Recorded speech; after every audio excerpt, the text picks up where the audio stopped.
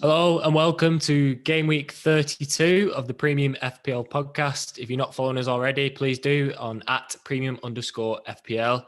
We are fresh off the back of 2 successful wildcards for myself and Mindy. So it's been a good week, although Mindy's face won't give away too much. And we've also had some record numbers on the YouTube channel and stuff. So it's been a good week all around for the podcast. Not a good day for Mindy's head, but other than that, it's been a good week, hasn't it, Mindy? Yeah, it was all right. Your wild card was better than mine, wasn't it? I mean, that's a given now, isn't it? Going off this season. And yeah, the stuff that Callum's on about with my head, I'm just a bit hungover. A few Guinness last night, making use of the opening of beer gardens and whatnot. Caused a bit of a scene actually. We had some drama at the beer garden. Go on. So you know how like drinks bookings work at the moment? Like you do it for an app and then you put your table number in and whatever. Well, we moved table after a bit when we got there because it's gonna make me sound really old and boring this, but it was too loud where we were sat. I'm gonna seem like such a boring nonce on this podcast, but I'm not. I am fun, I promise. But yeah, it was too loud. Couldn't hear what anybody was saying. We were like right in the middle of 2 massive speakers. We were like, fuck this. Like, we're going to ask this waitress to move. And we moved. But then mate Josh had ordered 4 drinks, like a whole round, or maybe 6 drinks to the table we just left. And then the waitress went and took them to another table next door, assuming it was for them. And then these students at that table just started sipping on them straight away. So we were like, fucking hell, the drinks have gone. And then we mentioned it to one of the managers, like, it's been a bit of a fuck up here. And she was like, she started having a go at us. This is why you don't move tables. This is why there's a system. I was like, well, we asked and they said, yeah. And she's like, I'm going to have to speak to my manager. I'm like, but she won't be as nice as me. I was like, what do you mean not as nice as you? You're horrible. Don't bring your manager then if it's going to get even worse. We'll just pay for some more drinks and lose the money. Jesus Christ. But yeah, it got sorted in the end, but it was a bit of a kerfuffle. So yeah, my one bit of advice, if you're in any of these table booking, beer garden things, just stick with where you are. Don't start faffing about with moving. People will have your drinks. All right, interesting. That's why people should listen to @premium_FPL. You get expected pints as well as XG and XGA. Expected pints.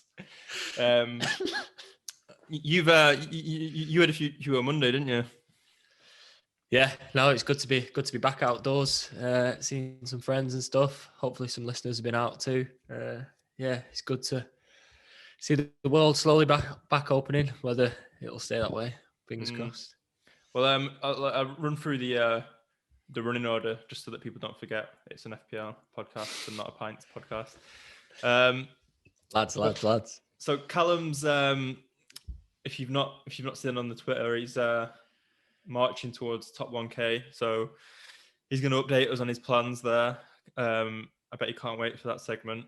Talking about his wild card and what he's going to do for the rest of the season to try and get into that 3-figure rank status. And looking at the form players at the minute, chiefly Lingard and Iheanacho. Double game week for Spurs, so I think most people have Son and Kane or at least one. But yeah, do you want 2 or 3? Who's the third one to go with, etc. And then we're going to look at how things change towards the end of the season. So I sort of mentioned it in Mindy's top tip at the end of last week's podcast, but stuff like the race for the Golden Boot, teams fighting relegation, like do we factor that stuff in differently when we're assessing who we want? And then the return of the OG premium planning segment. We've sort of freestyled the last 2 podcasts, and we've not had a proper running order, but we've got some structure back to this one. So we'll look at captains for the future weeks and anticipated moves and whatnot. So a lot to get through this week. Yeah, should be a good one. Yeah, like you say, it's good to have a bit of structure back because the last few weeks we've either been playing a chip or there's been games, well, few games or loads of games. So it's good to get a schedule back, weekly game week schedule that's still got some degree of normality. Some boring housekeeping stuff to get through. Friday deadline this week again. So get your team set before you at the beer gardens on Friday. And the prize league that we've got for the podcast, we're gonna have no more entries to that after this week. So DM us on Twitter if you want to enter that. Yeah, it's don't tell FPL, but cash prize for the league we've got. So worth entering while you can. And I thought the prize is you get to go for pints with Mindy. I think we'd have to pay a lot to get people to do that, wouldn't we? I mean, what else? Yeah, subscribe on YouTube, and podcast reviews are appreciated on Apple Podcasts if you've got it. But yeah, boring stuff out of the way. Should we get into game week review? I think you've got a lot to talk about here, haven't you? Your successful wildcard and your plans for the top 1K. Yeah, absolutely. Well, after your clickbait idea of our wildcard last week and I'm racing towards top 1K, we thought we'd do something similar this week. So I'm just going to talk through the wildcard team that I played, but you played a very similar one, just a few million less. Was that the detrimental factor in the end? But we'll talk about that later. Well, I mean, what are you talking about the clickbait thing? Like, the worst part of this season is that for this podcast, I wanted an extra body to do it with, and I was like, okay, Callum will fit the bill, he'll do. But now that you're flying, it's like, for fuck's sake. So if you are going to do really well, and I'm going to have to suffer through your smugness every week, we're going to have to milk you for the followers at least. Like, going to have to get those subs up to make it worth my while. Right. Good to see. Good to see. That's the only reason you're being so positive around my good rank and stuff. I thought you were just a supportive partner, but it's good to see what you really. No, there's always an ulterior motive. So just to get into the wild card, I think, well, it's probably the first time this season where I talked about it on the pod 3 days prior and made no changes. So Minda be happy with that. Yeah, there was a few touchy towards the end. I can't remember who I was deciding. I think there was some defenders that might have changed. I might have brought in Vidra actually, who scored. But other than that, I was pretty set. The wildcard template midfield of Lingard, Son, Salah, Jota, and Fernandes. Although Jota and Fernandes didn't score, but the ownership just terrifies me if they do. So I think when I'm chasing that 1K, you've kind of got to be smart with the risks. You don't want to go too bold, in my opinion. And there's probably only De Bruyne who can rival Fernandes, but with so many fixtures coming up for City now, I think that midfield is going to take a lot to change it. Obviously Spurs this week with the double, but then the blank for Spurs 33, but then straight off the back of that got Sheffield United and a few kind fixtures. So I'm actually looking to keep hold of Son throughout that game week 33. If I can sell elsewhere, I will do.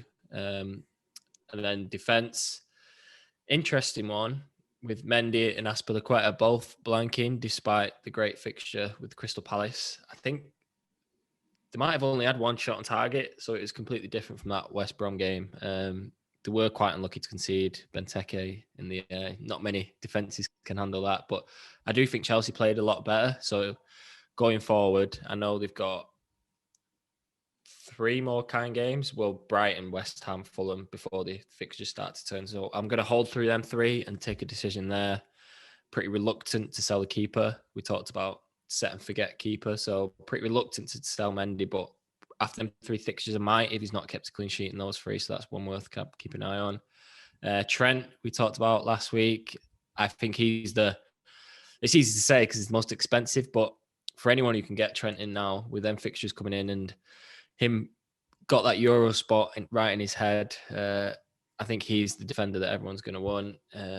Got lucky with Rob Holding coming in for Diaz, but we talked about him being the perfect fodder defender really at 4.2. So it's good to see that the defense was needed so early on into the wildcard. Well, the first week we know we talked about Pep Roulette and Diaz being the only safe option, and he wasn't in the end. He was dropped, rested for the Dortmund game. So I think we both made the call of no City players. Well, Diaz, no City players or Diaz when we played our wild card, and I think that is still the strategy with so many cup finals and knockout games to come. And then up top, Kane blanked, surprisingly. He could have easily got a goal, but then obviously double and talked about with Son. Straight off the back of that, you got Sheffield United, Leeds and Wolves. So you're pretty reluctant to sell. If you've got Son and Kane, pretty reluctant to sell them just because the games that follow immediately after blank are great fixtures. And then we're going to talk about Iheanacho.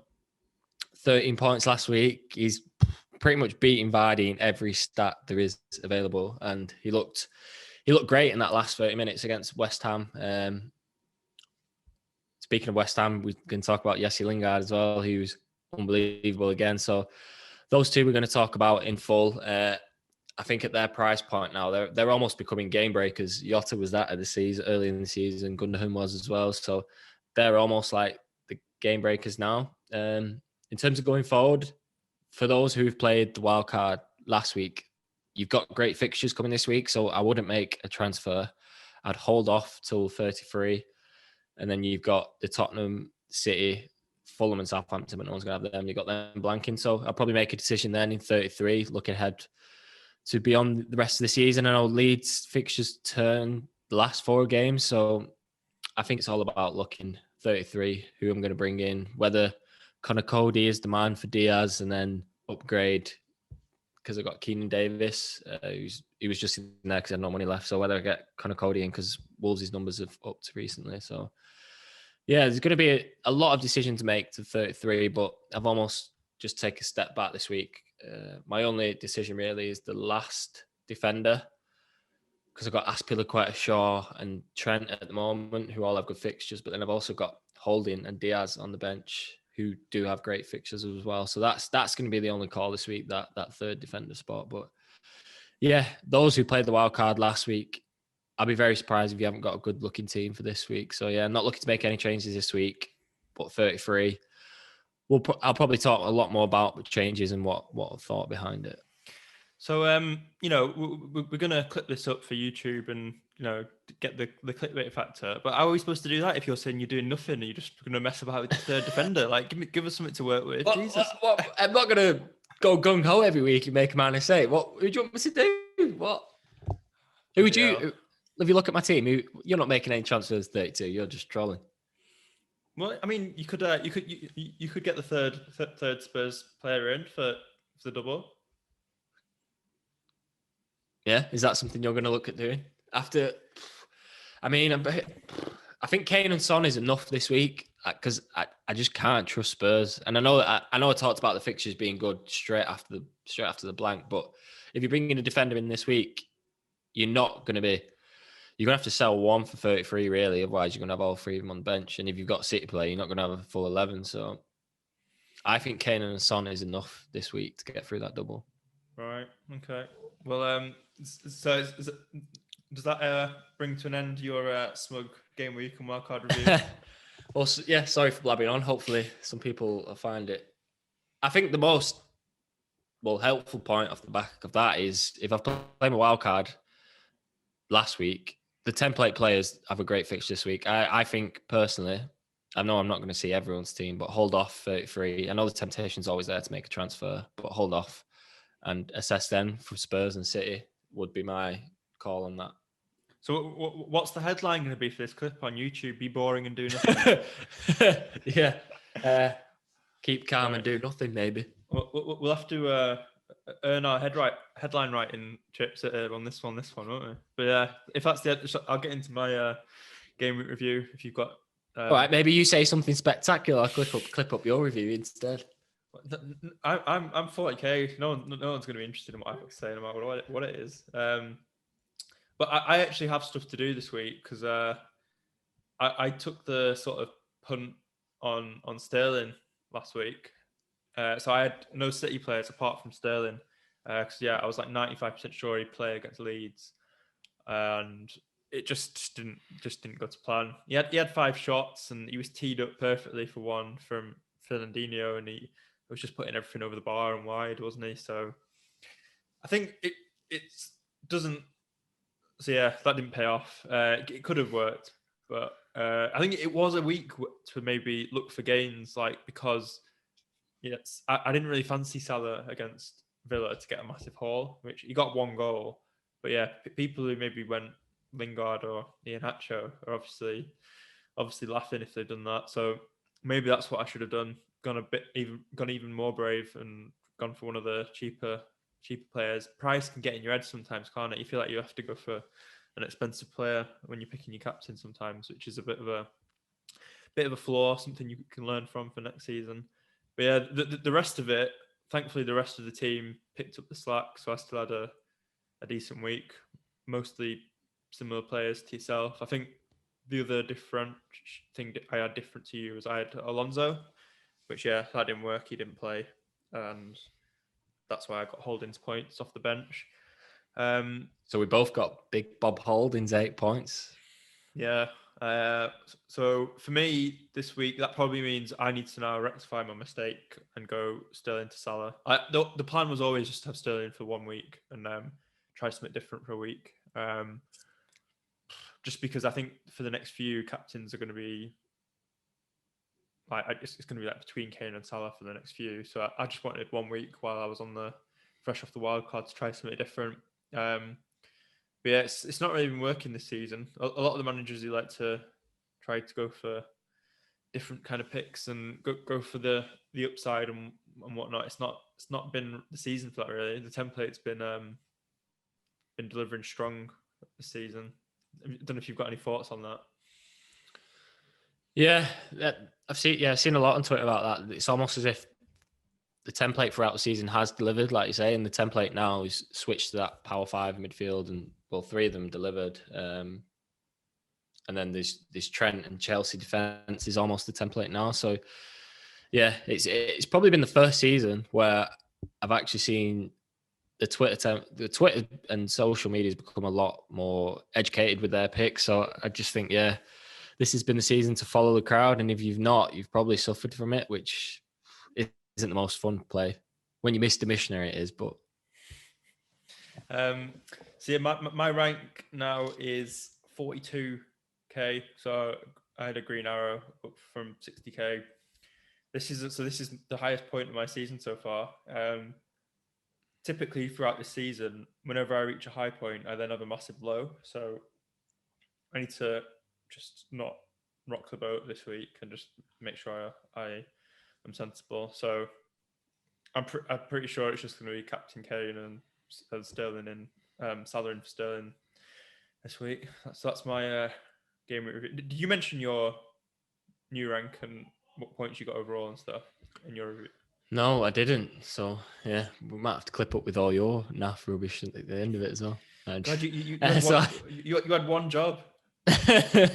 So I got 77 points and I've moved up to 2,311. So yeah, 1,000 is very much on the radar, which if I got that in the first year of doing this podcast, I'd like to think it's your wisdom that's rubbed off on me, but probably be lying.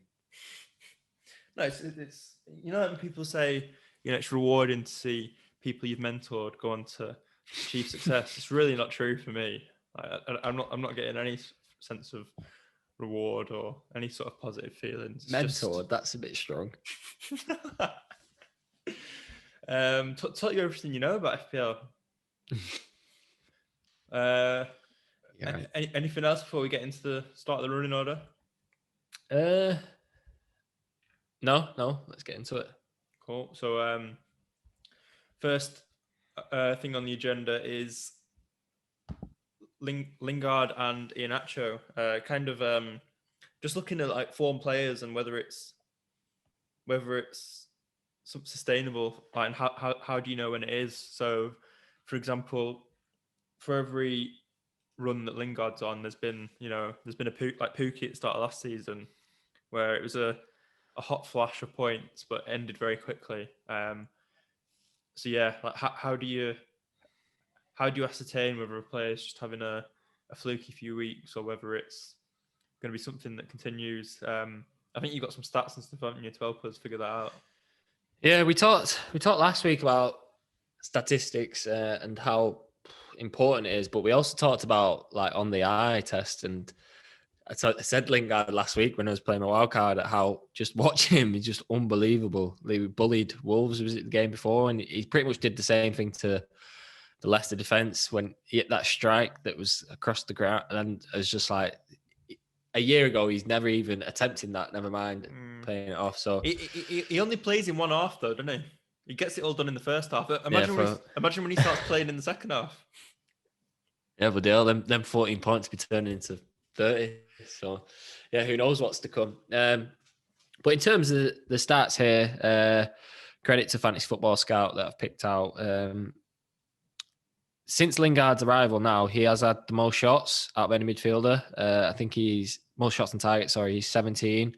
Bruno Fernandes, 15. Salah, 11. I think 2 weeks ago, them stats kind of suggested that he was overperforming, whereas now he's almost being brought back to in line with his stats, and he's actually performing in line with his stats. He's still very much overperforming, like conversion rate 65.4%, which is freakish. That's Heung-min Son numbers, isn't it? So yeah, I think the eye test, Lingard, unbelievable. The stats are almost now starting to be in line with the eye test. And the thing that helps Lingard and Iheanacho, for anyone who's debating whether to bring them in and have not got them, is the fixtures that just back up the stats. So Leicester have got next 4 unbelievable fixtures, and then West Ham, other than Chelsea, but they play Chelsea in the blank, so people are going to have other issues. Other than that Chelsea game, Lingard now, unless he falls off a cliff, is a set and forget, because the fixtures he's got are really good, and Iheanacho next 4. So I think when you've got the stats, you've got the eye test, but then you've also got the fixtures, then you've got your next moves, you've got to be looking at bringing both of them in, I think, really. Yeah, I think so. Would you say for people who went for Vardy just to like nip that in the bud and go straight to Iheanacho, or would you give it a few weeks? I mean, if he already had Vardy, then it'd be a tough call. If I was, well, not many people might have money bank, but if I was weighing up whether to go Vardy or Iheanacho, there would only be one winner for me at the moment, because I watched that game against West Ham. I watched the full game, and when they were 3-0 down, they were looking for Iheanacho he almost played off Vardy, but also taking every shot, and they were just looking for him because they knew he was the player in form. The amount of times you saw Vardy, Kelechi have a shot just wide or played a through ball that wasn't just on, and Vardy was clapping him, and he was saying, keep it up, keep it up. So I think Vardy knows that his strike partner is in the form of his life, and he's very much encouraging that, and he knows that he's the form striker, and he just wants to support him, which is fair play to Vardy. But from an FPL point of view, Iheanacho is the one. I picked up some other stats as well. This was from the FPL Wild podcast, Big Man Bacco on Twitter, who is a phenomenon now this season. Since game week 26, Iheanacho 21 shots to Vardy's 9, shots in the box 14 to Vardy's 6, and big chances 7 to Vardy's 3. So he's very much the striker now at Leicester. And with Maddison, that news story about Maddison being in a party, was it in a hotel room or something, which is bonkers. And Perez was in that as well. So I don't see Kelechi being dropped anytime soon, especially when he's in that form and the players he's competed with have had a disciplinary issue. He's not going to get dropped. So he is the one. And the thing is with Leicester, it's 4 fixtures. It's not 7 till the end of the season. So by the time those fixtures are over, then you can probably bring him out. But yeah, for them 4-point punt, Iheanacho for me. So it's interesting. Like, so you mentioned like the word form quite a few times when you're talking about Lingard and Iheanacho. Like, and I've noticed there's been a bit of discussion on the FPL Twitter community about like what is form? Like, is it even a thing? Like, is it like some people would say it's just a purple patch or a hot streak, and like statistically there's not much basis for what form is. Like, how would you define it, and like when does it start and end, and that sort of thing. But I think I'm in the camp that it definitely does exist, but it affects players differently, and it can be very short-lived for someone like Pookie, whose like ability doesn't like. I think you have to factor in with the player, like does their talent level, will that be able to sustain the overperformance, like the jump in form? So Iheanacho has sort of shown before he can have those runs of scoring. Like when he was at City, I think we were saying last week, he put away chances clinically for I think he had a couple of spells where he did that, even coming off the bench. So we can sort of say that Iheanacho, you can have some confidence that it's not a punt, even though he's cheap and he wasn't fashionable at the start of the season. With Lingard, it's a bit trickier because I think he's only ever once had a run like this before, and it was very short-lived at United under Mourinho, where he had a few weeks where he was scoring goals. But I think his price and the fact West Ham are going for the Champions League, it's just it's a bit of a no-brainer, really. And I think the obsession with stats, sometimes you can overthink stuff. So yeah, it's hard to argue against getting either of them in, even if you're late, even if you're thinking of joining the party, as it were now. The Lingard Iheanacho party. Oh, stop! Why do people say Lingardinho? Lionel Jesse is so much better because it actually fits with his name. It's like rhymes with his original name. I don't know. I just don't say it to wind you up now. But anyway, the thing that's interesting is like when we talk about like things not being sustainable and stuff. Do you remember when Papi Cisse was at Newcastle?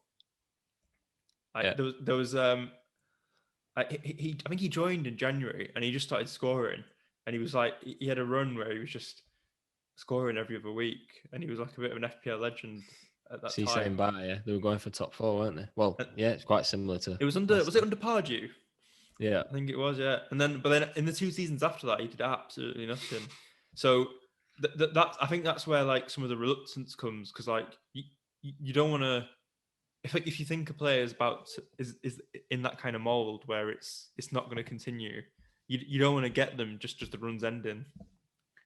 But from what we're saying, what we both said, like even if Iheanacho and Lingard dip and come down to where their actual level is, for their price and for the teams they're in and what they're fighting for, they'll still be good value for your team. The thing that you can say for Lingard, maybe not as much Iheanacho, but Lingard is now West Ham's talisman. Like, everything goes through him. So you think if West Ham are going to score or assist, I talked about this last week, but he's likely to be involved. Iheanacho was that last game, but whether that is to remain going forward. But yeah, there's definitely, there was a talisman theory, wasn't there, we talked about early on in the season.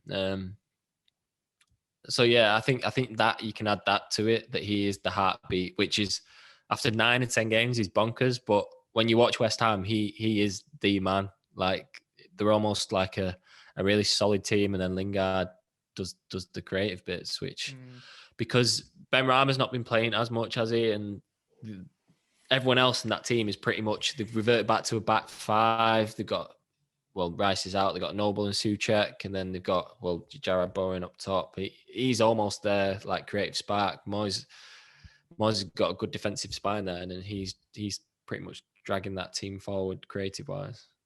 The other factor with Lingard, I think one of the reasons he's super motivated is not just the England squad, but maybe being a bit cynical, is he's playing for a contract, and like he's at that age where he's going to be getting his last big payday with the next contract he gets. So we've seen with Ozil, Orba, players who are like in that mode where agents are talking, and you want to get those extra zeros on your offers in the end of the season. So he's got that motivation as well. Nothing like a few dollar bills to get you running a bit harder. So I think everything sort of points towards Lingard at the moment.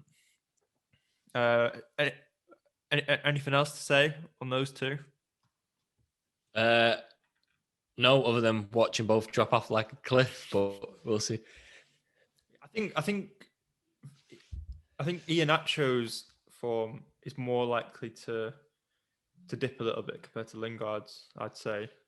But and that helps us because, like I said, Leicester's run now is only 4 games, so you kind of know that you've got Iheanacho in for 4 games. That's probably why I'd pick him ahead of Vardy as well, because Vardy's obviously going to take up more money in your team. Iheanacho there as a 4-week punt, because the last 3 are United, Chelsea, and Tottenham. So you can't see him doing much there. So yeah, the next 4, don't overthink it. If you need a striker, he's the man for me.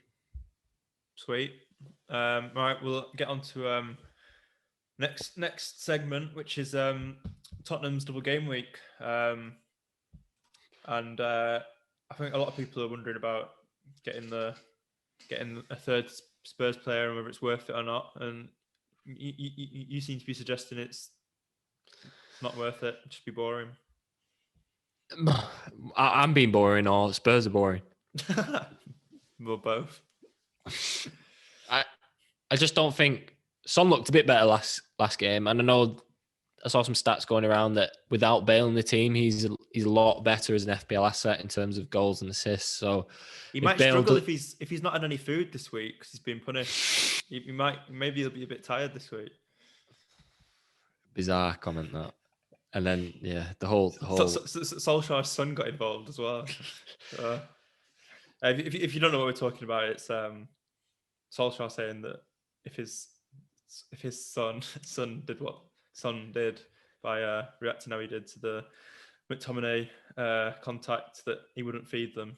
I wonder how Rashford feels about that sort of thing getting said, seeing as he's all about feeding the children. And anyway, I think it's very much heating the battle, and it's 2 guys who clearly don't like each other in Solskjaer and Mourinho. And obviously there's that photo going around as well where Mourinho's about to shake Shaw's hand and Solskjaer's ran in. Have you seen that one? Yeah, I've seen that, yeah. So it's very much 2 men there who really don't like each other. So they're obviously trying to one-up each other to a weird extent. But maybe they'll do what we did and start a podcast. 2 men that don't like each other. And then the hatred might turn to love. Steady on. What should we? So no consideration for one of the, like, maybe Aurier. I think the Bale punt's gone, hasn't he? Bale's no. Bale's dead. He's not dead. In FPL terms. Yeah. Defender, goalkeeper. Aurier, regular. I just can't see him keeping a clean sheet at the moment. Like, that United game was so weird because they went 1-0 up, didn't they? And they looked really good. And then as soon as United scored, just curtains, really. The whole morale just sucking out the team. And this double is going to come ahead of the Carling Cup final as well, isn't it? So they're going to have that, Carabao Cup, sorry for the sponsor, miss it. But you'd like to think Kane and Son are going to play both games, but if in terms of like the other attackers, maybe Vinicius might get one on. In terms of attackers, probably won't go anywhere. Reguilon will probably get 2 because Ben Davies is out injured, but then Aurier and Doherty might change. I know Doherty's not had a good season. The centre backs might change. Lloris, I don't think you want to bring Lloris in because of that blanking 33. You have to get him straight back out, especially if you've got Forster because he's blanking as well. So, yeah, for me, it's Kane, Son, Captain Kane, and I struggle to see any other picks around it. I could be wrong. Spurs could get clean sheets. Reguilon could get an assist. But for me, if you're planning for a team going forward, Son and Kane's the 2 that I'd have, which is boring, but I just can't bring myself to bring any others, even think about bringing another one in. I don't know if you're the same or you're looking. You're looking to bring in Big Joe Rodon. No, I mean, as I sort of saying before, because of my 1 week punt on Sterling, my moves, my moves already set. Like, if as long as Salah doesn't get injured tonight, my move's going to be Sterling to Salah. And yeah, I wouldn't take a hit for a Spurs defender, definitely not. But I think if I did have a transfer to use this week free, one of the attacking fullbacks would be a consideration, because I think especially in that Southampton game, like, Southampton are just so bad at the moment. There could be attacking returns in that, like Aurier puts in quite a few. I mean, his crossing's not the best, but he does try to put crosses into Kane. So there's assist potential there. But yeah, definitely not for -4. And yeah, if your team can't handle the blank with 3 Spurs players, maybe best to stick with 2, as Callum recommends. Yeah, and would you say there's only 2 really, or would you be bringing in Son if you've not got him? That's probably a question, isn't it? Yes, yeah, I would bring in Son if I didn't have him. But so it is a hypothetical question for you then. If there was a team that didn't have Son and Lingard, which would be the priority move this week?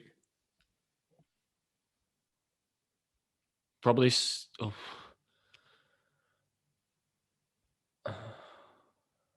Son, yeah. Well, it's tricky. Yeah, it's tricky. Isn't it? I wouldn't like to be in that position. I think, yeah, Son. His assist potential's there for Kane. He's obviously, as we talked about earlier, he's an amazing finisher. So that Southampton game alone, I think, if Southampton concede 1 early, we've seen what happens when Southampton concede 9. So sometimes they're a team where the floodgates can open. Was it 6-2 or something when Spurs played them earlier in the season as well? I don't know. Spurs get what 5-2. 5-2. Get whacked by everyone these days. Southampton. So yeah, probably Son. Yeah, my only concern would be Son getting rested ahead of the cup final. But what Spurs now? Spurs are now 6 points from 4th. Surely that's not going to happen. But Mourinho's not the kind of guy to do that, is he? That's more of a Pep thing. Yeah, I mean, because I don't think he can afford to rest, can he? Like, no. If they're going to have any attempts at trying to keep top 4 hopes alive, they just need to be winning every game at this point. So yeah, I don't think he can rest Son or Kane, even if he wanted to. Kane would definitely not. Like, Kane's like as close to nailed to 90 minutes as you can get in this game, isn't he? I think. Yeah, and looking at the teams in front, I think Liverpool, Chelsea, and Spurs, they're going to be hunting down. I know Leicester have lost the last 2 now, and West Ham are in good form, but you still fancy the other teams to get back at them. So yeah, Chelsea, Liverpool, and Spurs, you think are still going to be really motivated for that top 4 finish. So while we're on this, if there might be some managers out there still with that triple captain burning a hole in their pockets, would you be dropping that on Kane or Son this week? Yeah, 100%. Because we talked that Southampton fixture is great, but also Everton at home are not very good this season. I know that because I've had a bet on them a few times because I'm like, the odds are great on Everton at home today. And I think the home record is diabolical. So yeah, if I've got the triple captainship, definitely I'll be playing it this week. There's talk about some other doubles, but you just don't know when they're going to come. And they're on the face of it, they're 2 nice fixtures. So like Kane's obviously the safe shout. If you were like say in a mini league and you're chasing someone and you know that they're going to captain Kane and they don't have Son, would you maybe risk the triple captain on Son if you were chasing?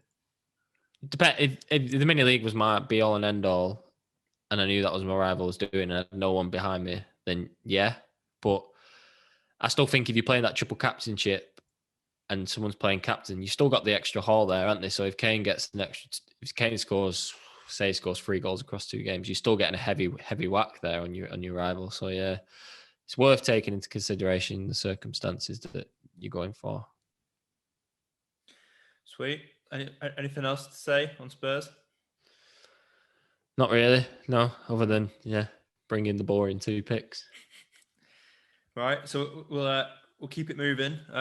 So end of season factors. So those are things like Kane going for the Golden Boot, Kane versus Salah. We've seen now that motivates players in the past, like players who aren't on pens get given pens to help them hunt it down, that sort of thing. Teams fighting for the top 4, like target the players in those teams. And then we didn't really touch on this one that much last week, that teams fighting to avoid relegation. So I didn't think I'd be saying this, but West Brom might actually come into our thinking at some point this season. What do you reckon?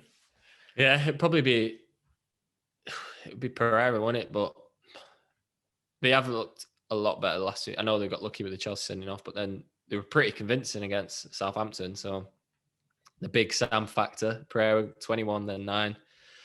So I think it'll alongside still take the relegation factor comes the teams on the beach factor. So it's, that sort of saying comes from teams that are not got anything left to play for, mid-table or mediocrity. If West Brom are playing one of those teams, or if like Newcastle or Fulham, one of the other teams fighting relegation, that extra motivation, like we've seen, I think there was a season in the past where I think it was Maloney at Wigan, might have been a bit before your FPL time, I'm not sure, but he just went on a run. Like Wigan were fighting for their lives, and there was Maloney just turned into like a world beater for a few weeks, just like form and the motivation and everything coalesced, and he just became a great FPL option. And I remember there was a game against United where he just like whacked in a 25-yarder. Like, what's going on here? But so yeah, players can go a mad one sometimes when they're fighting relegation. So that's something to think about definitely for the end of the season. Yeah, the only thing that counter that, what I've seen today, I think it was on the FPL Wire, I consumed a bit of content before we did the pod, was the Fulham one now. They've lost 4 games in a row and they're 6 points away. So they're going to have to start attacking games now if they want to win, if they want to be safe, really. So you can kind of look at the opposite view that playing Fulham is a decent fixture now because they're going to have to open up and stuff. So yeah, there's probably 2 ways you can look at it. But yeah, definitely targeting teams that have something to play for, and how you interpret that is very much up to you. But yeah, the Chelsea, Liverpool, and Spurs, if they win a couple, they're the ones that you kind of want to hit. And then yeah, the relegation one. If the only problem is if West Ham and Burnley, Brighton to an extent, get 1 or 2 more wins, the relegation battle's almost over, isn't it? So I know Newcastle now 17th, 32, 2 more wins and they're probably safe. So yeah, I'm pretty reluctant to focus on players in the relegation battle. I'm looking more up the table, but yeah, there is times in the past where some players have gone a mad one. I think West Brom have left it too late now, but who knows? Yeah, maybe. I was just looking at my team and thinking or in the template, like I don't. Who would be like the most owned player in the sort of the template squad that it doesn't really have anything left to play for? I think everyone's kind of cottoned on to the fact that you need players with things to play for, and that's kind of why the template is as it is. Yeah, that's why the template moved away from City, wasn't it, in the wildcard? The only player that could be now is Bruno, but if United get 1 or 2 more wins and City lose, then they'll start to focus on the title. So yeah, I think City's probably the one that you want to shy away from, and also the teams like you say who are lingering in mid-table. You kind of want to stay away from them. I guess no, I thought it's a good shout actually on Bruno because he's of the template midfield and of the big hitters, like his stats have been the one that have dipped the most recently, and he'll definitely be starting in the Europa League now that like for United. So I don't know. Yeah, it's an interesting one. Maybe if you are chasing and looking to do something different and you need to do something mad to try and break away and make some gains, Fernandes to someone low owned from one of the differential like I don't know. I guess yeah, Pereira, or would it be maybe is Alan Samex 100% fit now? I know he came on at the weekend and was in the points, but I don't know if he's 100% fit. But yeah, well, even like Havertz or someone like that who's going for the top 4 could be a shout. Oh yeah, Havertz looked amazing at the weekend, didn't he? Yeah, he should have scored more actually. Some of his finishing was pretty tame, but yeah, other than that, he did look brilliant. It's just there's just that annoying factor with Chelsea's manager. He just loves to rotate, but you'd think I mean, don't want to second guess him, but you'd think now that Havertz is scoring, you'll just give him a run in that number 9 position because you want to let him build some momentum, don't you? Yeah, absolutely. He's a nice price as well, but yeah, I think he'll be definitely on my one to I'll be looking at for my early drafts for next season. Havertz. I think there was a moment where he like took a touch and put it over someone's head and then controlled it like something like Gascoigne or Bergkamp, reminiscent of one of those. So you can see the talent there. That's what Chelsea paid for, that 70 million. So yeah, it'd be interesting to see how he ends the season. So yeah, could be an interesting punt that for people who are maybe bored of Bruno and need to do something different. But I think we're probably both too boring to do that, even me. I mean, yeah, with I probably will have one or two risky picks towards now and then season, but I'm reluctant to do it too early. I think it'd be more towards the end when you get your Aguero last game and stuff. What's a risky pick for you? Is that like, messing about with someone on your bench or what? All right. It's captaining Salah over Kane or vice versa when I feel a bit risky. Anything else to say in this sort of section, end of season factors? We've already mentioned the players that are fighting to get in international squads, haven't we? Yeah, your Trent, your Lingards. I'm trying to think. Yeah, they're probably the main two, aren't they? Who are on the verge of an England squad announcement kind of thing. There's not many England places that were up for grabs, so yeah, it'd be interesting to see. Yeah, but yeah, definitely targeting Golden Boot, top 4, and relegation factors. But like I said there, my only concern is in 2 weeks' time that might be done. So maybe in 2 weeks' time, if West Brom are still alive and kicking, Pereira's still smashing it, then we'll probably reassess. But yeah, for now, I'd probably avoid the relegation battle personally. Fair. I can see Big Sam shrugging in his seat in the dugout. Gutted with this news. So we'll get into the premium planning segment then. This is where we look at captain plans for the next few weeks, like fixture changes, that sort of thing. So a team that we've not talked about but have really good fixtures are Arsenal. And they've just been a tricky team to get on this season because they're sort of up and down in form and you're never really sure who's nailed. But Lacazette is like putting his hand up, isn't he, at the moment? Yeah, he is, yeah. It's just tricky because almost as if them and Liverpool to the same extent this year have been up and down like a yo-yo. You don't really know what you're gonna get. Yeah, in terms of Arsenal, obviously we both got Holding now as the defensive route in if we need it. But yeah, going forward, Lacazette is probably the one. I know Aubameyang's not played well recently. Did he have flu last game? Which his whole predicament now at Arsenal is very weird. It's almost like the beginning of the Ozil crisis, like injuries coming in and stuff. Ozil having a bad back. So yeah, which it's almost as if they're trying to save face by not playing the captain and the most highest paid player. So it'll be interesting to see how that develops. I know he's the highest paid player in the league now, and he's not young, is he? He's early 30. So whether teams are going to be sniffing around him, probably no. So yeah, it's going to be interesting to see how Arteta deals with that situation. Lacazette is probably the one. Odegaard was the one as well before international break, but he's still injured, isn't he? So yeah.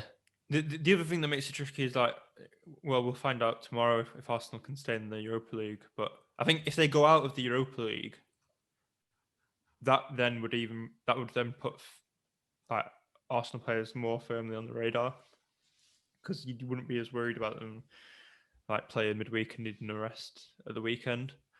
And yeah, just to sort of mention the fixtures, why we're even talking about Arsenal. So Fulham at home, then Everton at home, Newcastle away, West Brom at home in the next 4. So on paper, all decent fixtures. And as you were saying, Fulham this weekend might need to open up and go for the win, which could mean goals in that game. Yeah, probably seeing the Europa League teams he was playing. Although I imagine with it being 1-1 and the need to win, he might just sack off rotation, play his best team. So it might not be the easiest indicator of the weekend. But yeah. Any One to think about. other teams with decent fixtures that we've not mentioned yet? Wolves is probably the one. I did toy. If I played my wildcard a week earlier, I probably would have got Cody in. But then the West Ham game completely threw me off because the defense looked bad. But then last week, defense looked good again. So when I play my transfer in 33, I might do Diaz to Cody just for a route in there because I saw the template 10k wildcard team and he was in it, so he's probably the one. But going forward, Neto being injured might kill any attacking threat they have. I know they got Adama scored, but that was the first time in 48 games. It'll probably take another goal or two before we start to think about Adama. But yeah, in terms of like fixture run, Wolves is probably the other shout. One thing to look at if you're thinking about Wolves' defense is Bolly back, because he makes a big difference, doesn't he? I forgot about Bolly, but yeah, my flatmate Josh reminded me the other week that their defense will inevitably get better when he gets back. So that's one to maybe look out for. Yeah, and they've got Sheffield United, Burnley, West Brom, Brighton. So that's nice for fixtures there. If you need a defender in your team. Yeah, and Leicester's fixtures are also decent, aren't they? Like you talked about them for Iheanacho. Next four again, yeah. Same would apply for their defenders. I've been burned with Pereira already this season, but I wonder I wonder if I just had him at the wrong time. Like with this run, and I did watch that Leicester West Ham game as well, and he was like he almost won a penalty. He was up and down that wing, getting shots in, getting crosses in. There's potential there. Like, I mean, if people are, I'm gonna have to hold Alonso, but if people who also went Alonso and not happy with the rotation risk, Alonso to Pereira is a neat move, similar prices. That's maybe something I'd look at.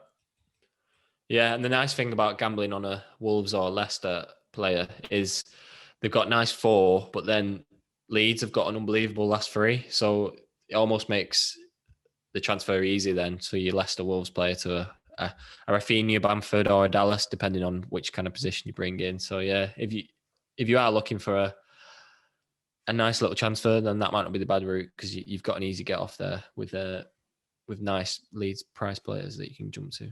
Oh, forgot to mention Dallas. What game he had at the weekend?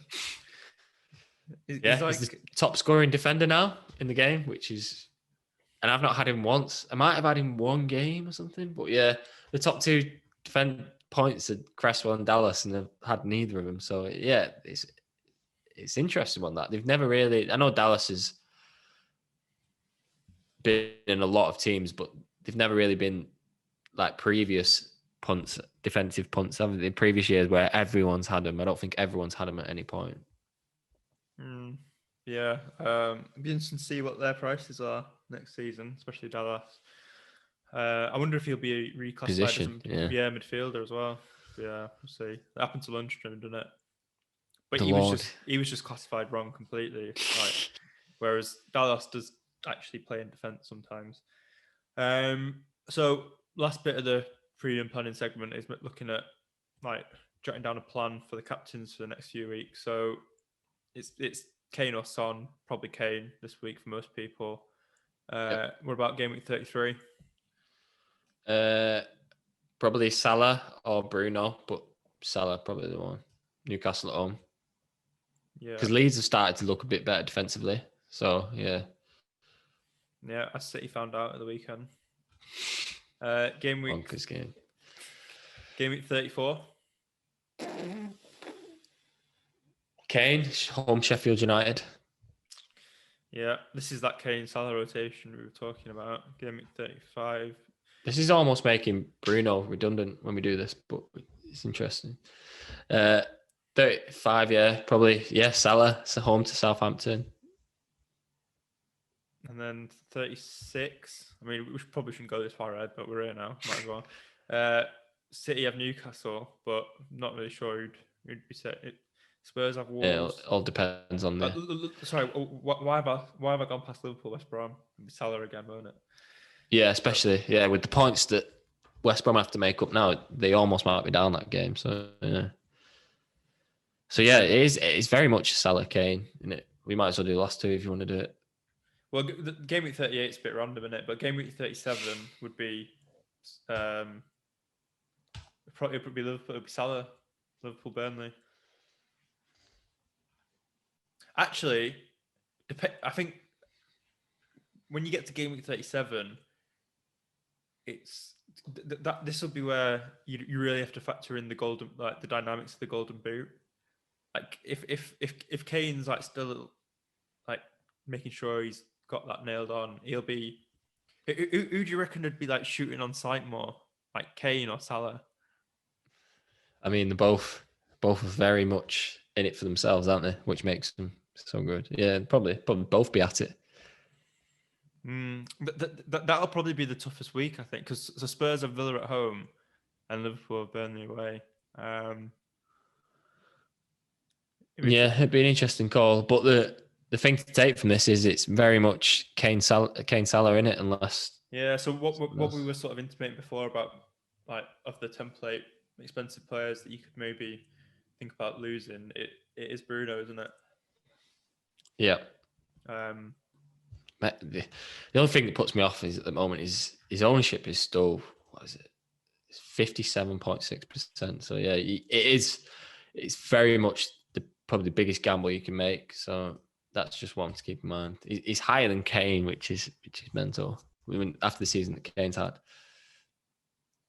Yeah, if you are one of those risky managers, likes to have a bit of fun, then that's the position probably. Keep Salah and Kane, and yeah, see what you can do with that Fernandes money. I forgot to ask for any questions this week. Well, I think I did on Twitter and nobody replied, which is not ideal. But didn't put it in the group either. So I think we're done unless we've got anything else. No, yeah. Good luck for the week ahead, and good luck with your Reguilon transfer that you're going to make. It'd be Aurier. It's got to be Aurier. Yeah, you just don't know if he's going to get sent off, which is the only concern. No, yeah, I'm not seriously recommending Aurier. I don't want anybody who's listening to the podcast to think we've told them to get Aurier. Like title that as video. Mindy says, "Go Aurier."